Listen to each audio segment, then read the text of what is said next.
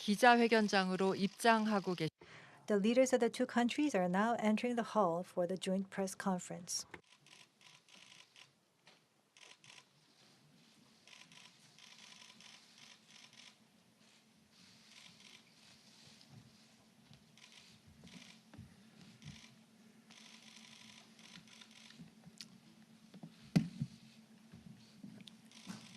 양국 대통령께서 The presidents of the two countries will make an announcement on the results of the summit. First, President Yoon Suk-yeol of the Republic of Korea will take the floor.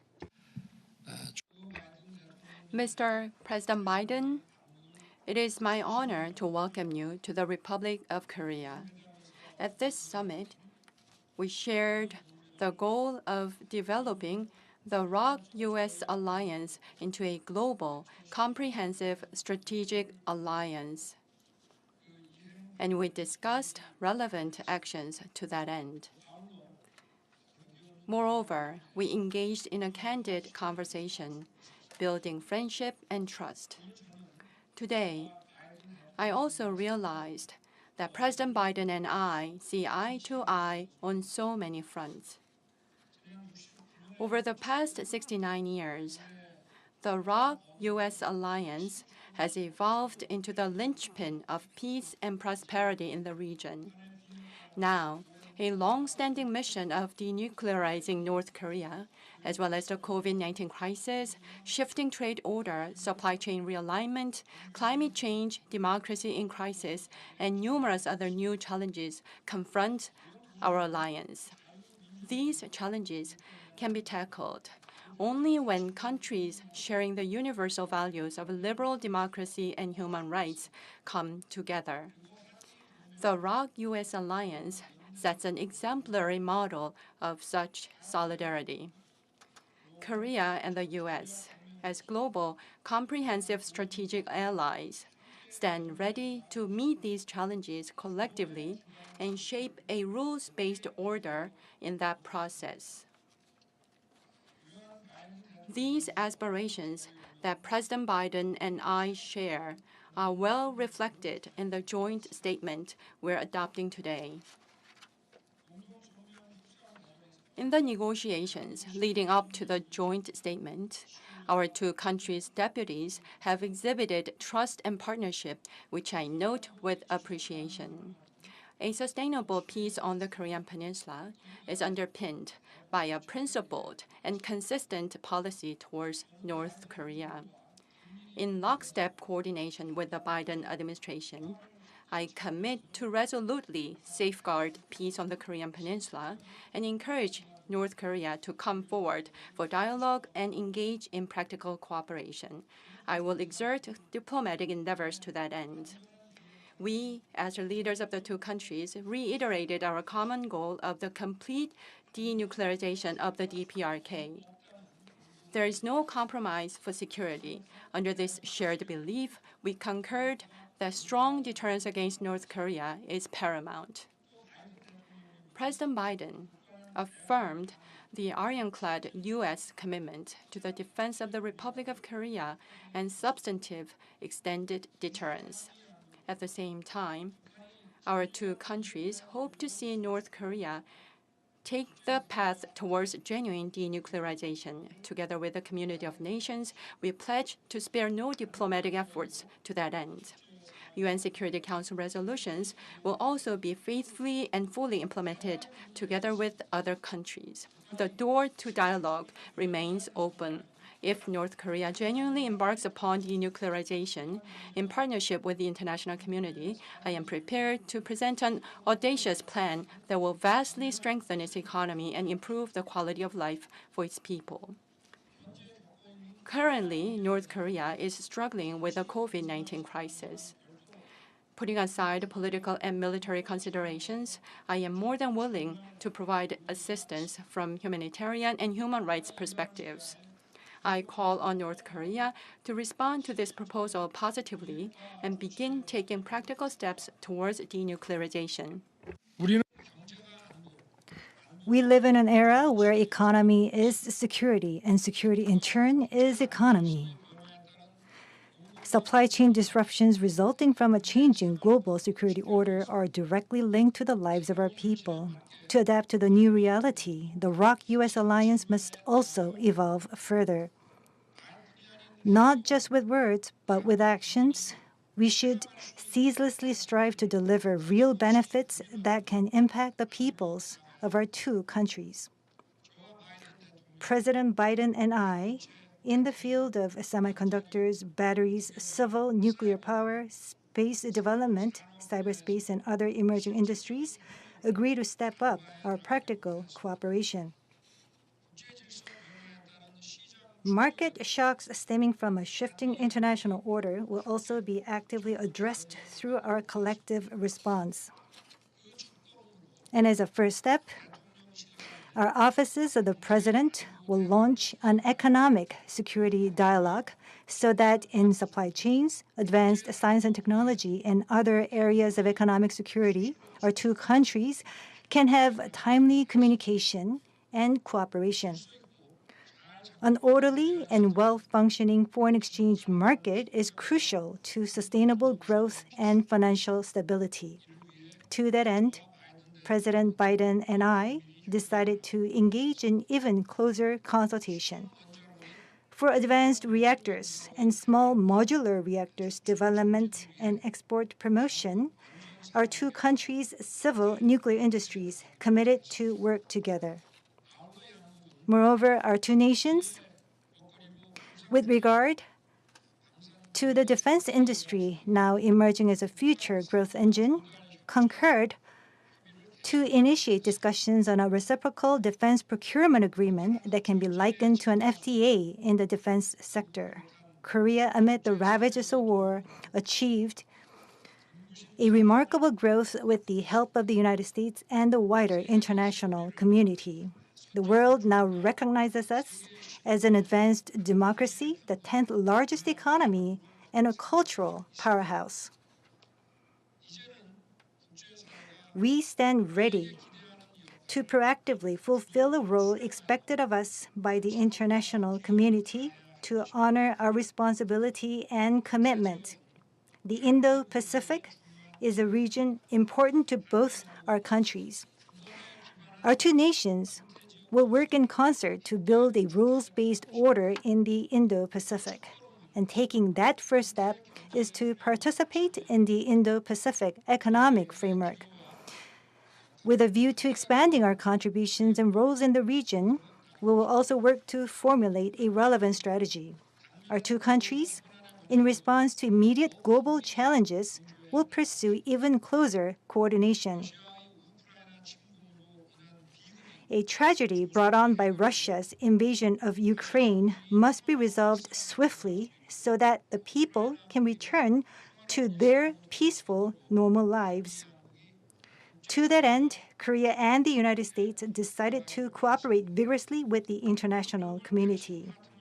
Building on the KORUS Global Vaccine Partnership, Korea will actively join the global fight against COVID-19. A Global Health Security Coordinating Office will be established in Seoul as a way to contribute to sustainable global health security. In addressing the existential threat to humanity posed by climate change, our two countries will endeavor to achieve our 2030 greenhouse gas reduction targets and 2050 net zero emission goals through even greater coordination. The friendship and trust I have forged with President Biden today will pave the way for further reinforcing our bilateral partnership for a new era. Towards this goal, I hope our two countries will engage in frequent communication and close consultation with each other. Thank you. 조셉 바이든 미 합중 Next, we're going to invite the President of the United States for his statement. Thank you for all the time you gave me today, particularly our private conversations, and the incredible hospitality and welcome we've received. I'm honored to be able to meet you so early in your tenure, and it's a pleasure to get you know personally. I'm delighted to be back in your beautiful country, and at a time when the alliance between the Republic of Korea and the United States has never been stronger. more vibrant, or I might add, more vital. And I believe that this trip is coming at a particularly interesting moment because we're seeing so many expectations in Asia and in the broader Indo-Pacific region being updated. I'm looking forward to it even occurring more. My administration is pursuing an economic strategy designed to grow our economy from the bottom up and the middle out, and it's paying dividends. Even in the face of historic economic challenges, our economy is providing and proving to be resilient. In fact, just yesterday, an independent analysis projected that the American economy is poised to grow at a faster rate than China, and the Chinese economy, for the first time in 45 years, since 1976. And our relationship with our allies, including, I'm proud to say, the Republic of Korea, are closer than they've ever been, and our people are growing even closer as we speak. Our businesses are blazing new trails together, and it all goes to my core belief, something I've said for a long time. It's never a good bet to bet against the United States of America. We're a nation that is all about one thing: possibilities, endless possibilities. And that optimism is a commitment, and innovation or breaking barriers is something that Koreans and Americans share. Yesterday, the President and I visited a factory where Korea and American innovation are working in tandem to produce the most advanced semiconductors in the world. And I welcome the billions of dollars of investment that Korean companies like Samsung are making in the United States. Investments that will bring our two countries even closer together, cooperating even more closely than we already do, and help strengthen our supply chains, secure them against shocks, and give our economies a competitive edge. Today, President Yoon and I discussed a broad range of issues, as he's mentioned today. I apologize for repeating them, in both regional and global terms. The cooperation between the Republic of Korea and the United States is vital to our shared strategic progress. At least we both believe that. From fighting this pandemic to strengthening global health security, health systems, and so that we can better be prepared for the next major global health event, and there will be others. From increasing our climate ambitions to accelerating climate solutions, like development of electric vehicles, from standing up to for our shared democratic values, and defending a rule-based international order against threats and stability. Our alliance is making important contributions to shape the future for our children. And Korea's strong and its dynamic economy is a powerful example of that for the rest of the world. I also want to thank the peoples of Korea for their strong support for the people of Ukraine. Putin's war against Ukraine isn't just a matter for Europe. It's an attack on democracy and the core international principles of sovereignty and territorial integrity. And the Republic of Korea and the United States are standing together, part of a global response with our allies and partners around the world to condemn Russia's flagrant violations of international law and to hold Russia accountable and to support the people of Ukraine. Tomorrow, the President and I will be visiting with the Korean and American troops who are still serving side by side even today, decades after our troops first fought valiantly together to preserve the freedom of the Republic of Korea. It's emblematic of our strength and our continuing strength, and of the durability of our alliance and our readiness to take on all threats together. And today, President Yoon and I committed to strengthening our close engagement and work together to take on challenges of regional security, including addressing the threat posed by the Democratic People's Republic of Korea, by further strengthening our deterrence posture and working toward a complete denuclearization of the Korean Peninsula, as the President has already spoken to. Promoting stability across the Taiwan Straits as well, and ensuring freedom of navigation, including in the South China Sea and beyond. So thank you again, Mr. President, for your warm welcome, for your commitment to strengthening our alliance, and for expanding our global partnership. I look forward to years to come. Now, I believe, who asked the first question? 야, 다음은 기자단과 질의. Now we're going to open the floor for questions and answers. The presidents of the two countries will be designated a person that will be asking questions. Now we'll be taking a question from a Korean journalist who will be posing a question to the Korean president. So please raise your hand and the president will designate a person for the question. 네, 질문 기회. Thank you for this opportunity to pose a question. My name is Han Ji-eung from Yeonam News Agency. First, regarding the concept of economic security, a number of Koreans find the concept pretty unfamiliar. 경제가 어떤 So what are the benefits the Korean economy can gain from the economic security cooperation? What are the real benefits that can be experienced by the Korean people? And in addition to that, you talked about universal values, solidarity, and alliance. And you very much underscore that point. But if there are, for example, countries that cannot share those values, for example, strong export regulations or controls that the United States is imposing on other countries, do you think you can take a resort to those measures as well? As you may be very well aware, economic security is probably something that you have already heard and seen through various newspaper channels. Let's say, for example, this is directly related to the livelihoods of our people and important industrial goods. For them to be produced, for example, let's say that we're trying to produce a car that you need system as semiconductors. And for example, we had urea or water issues recently. And so these are materials that are critically needed for our daily lives as well as our industrial production. And to secure stability in the supply chain is very much and directly related to the lives of the people as well as the national economy. And this is in turn related to the national security as well as military security.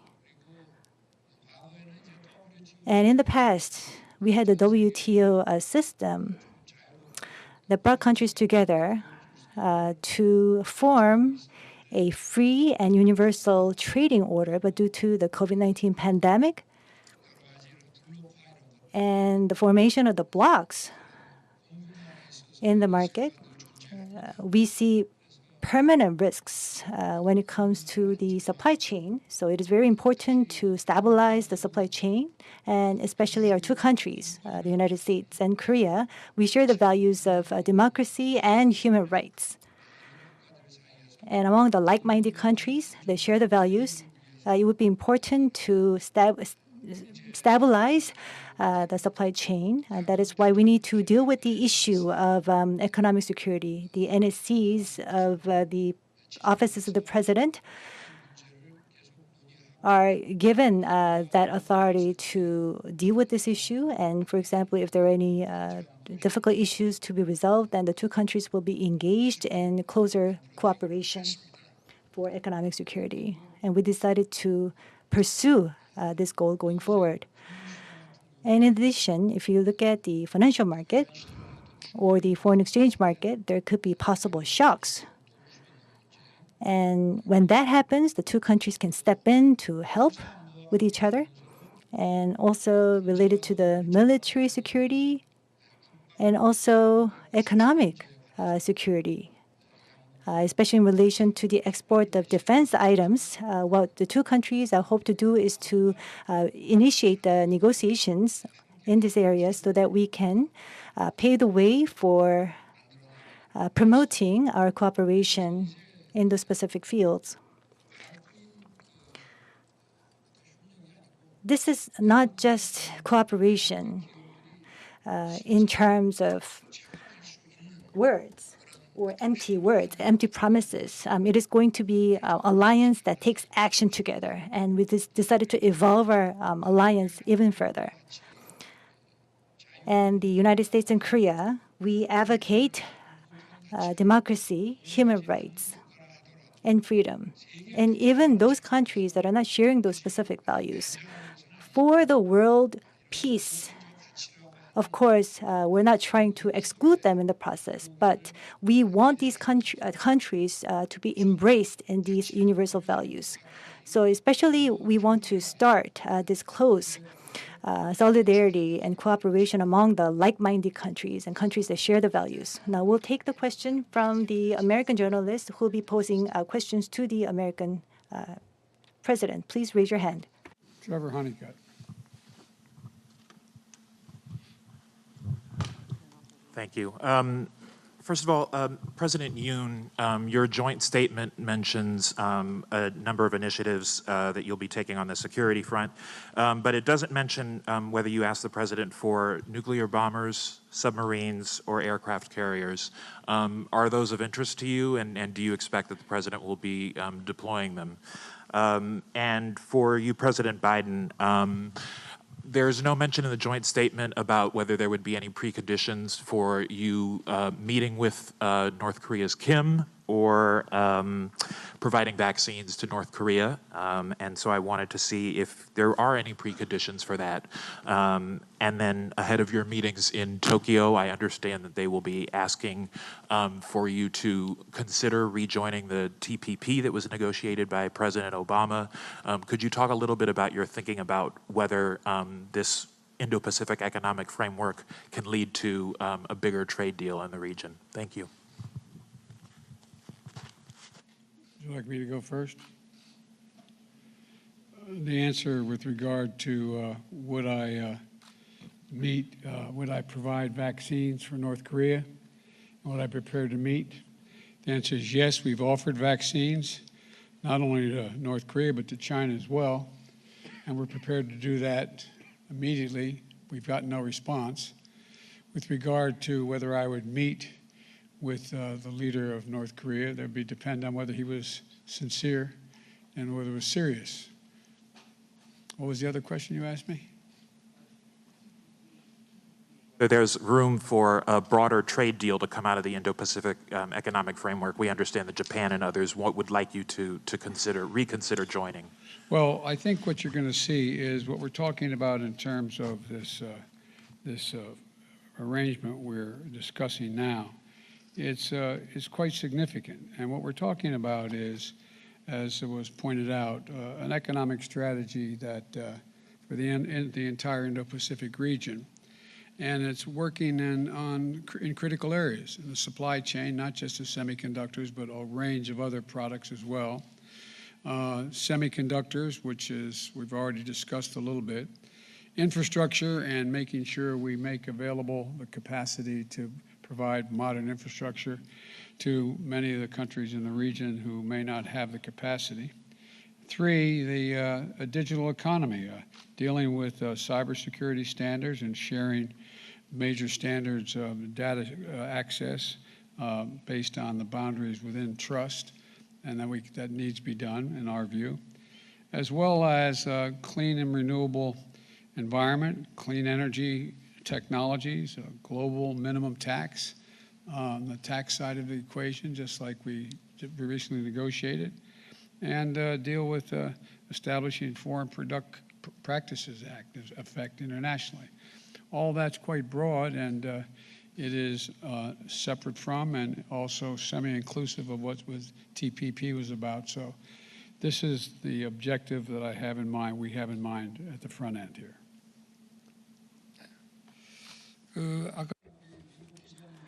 A journalist from the U.S. posed me a question regarding extended deterrence.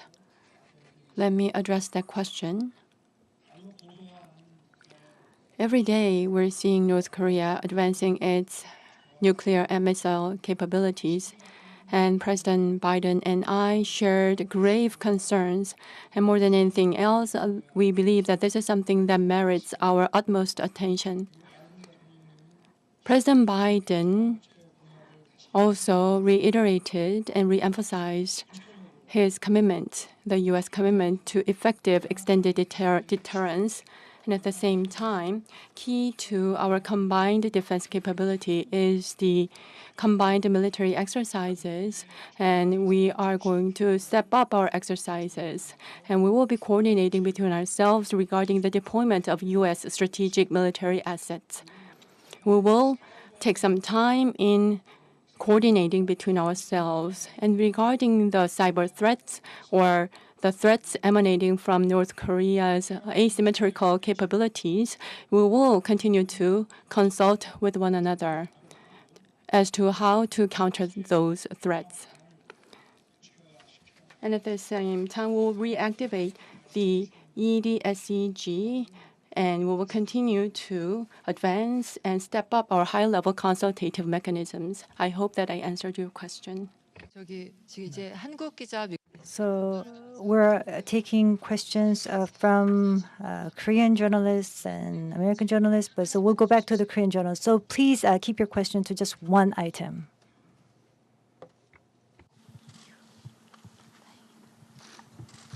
네, 채널 A의 조영. I'm Cho Young-min from Channel A. Thank you very much for giving me this opportunity to pose a question. This is an extension of the previous question. We talked about how to respond to the evolving nuclear threats of North Korea. That you said that you're going to present an action plan to strengthen the effective extended deterrence. 어떤 논의 So regarding that action plan, I wonder what kind of specific discussions you had today. Did you see eye to eye on this action plan?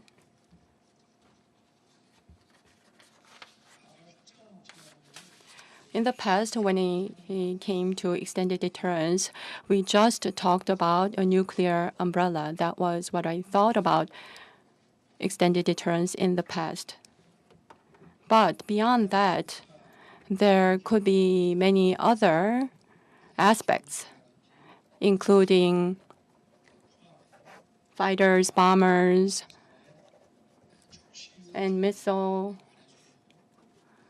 So regarding the timely deployment of such strategic assets, we did engage in the discussions today, and going forward, I believe that there will be more concrete discussions between our two sides.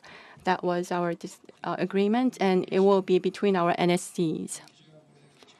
And also, as I already stated in the course of answering the question from the U.S. journalist, in order to prepare against a possible nuclear attack, our two countries' combined military exercises, I believe, should be stepped up in many aspects.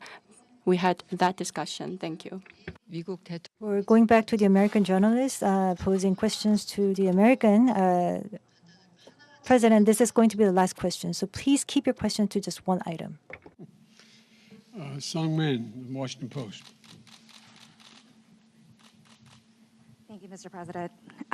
You are here in the region to promote the United States economic cooperation with South Korea and Japan.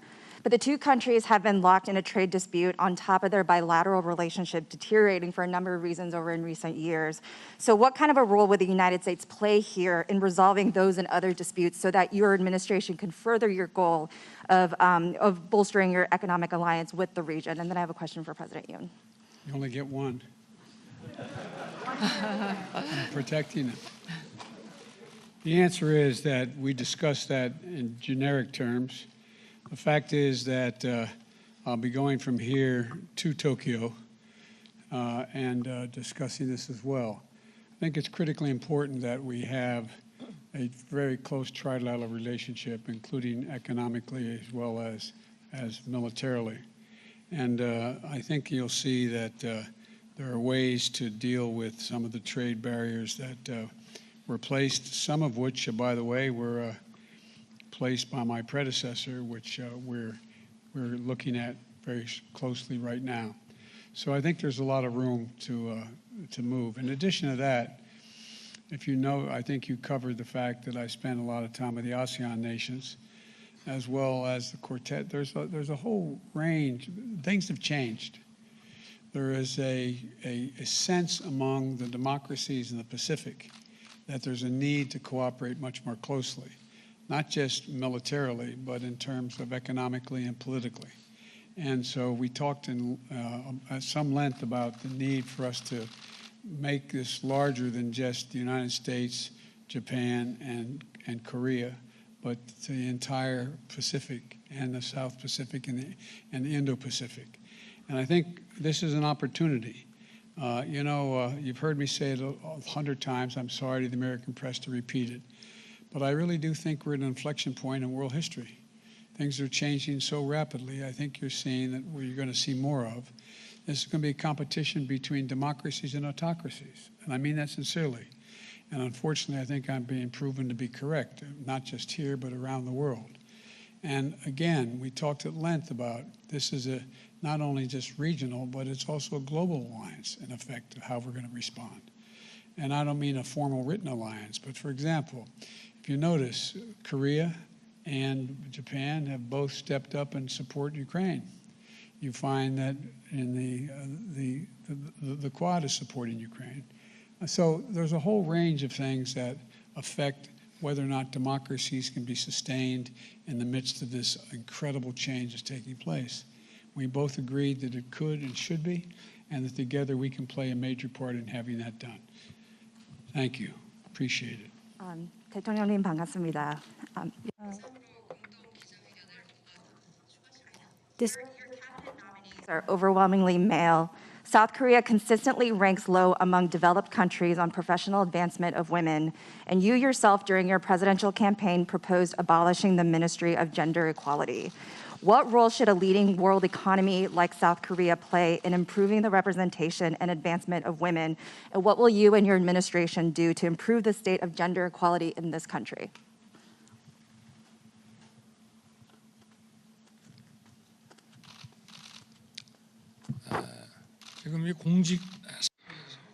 If you look at the public official sector, especially the ministers in the cabinet, we really didn't see a lot of women advancing to that position thus far. Probably in various regions, equal opportunities were not fully ensured for women. And we have actually a quite short history of ensuring that. So what we're trying to do is to very actively ensure such opportunities for women. This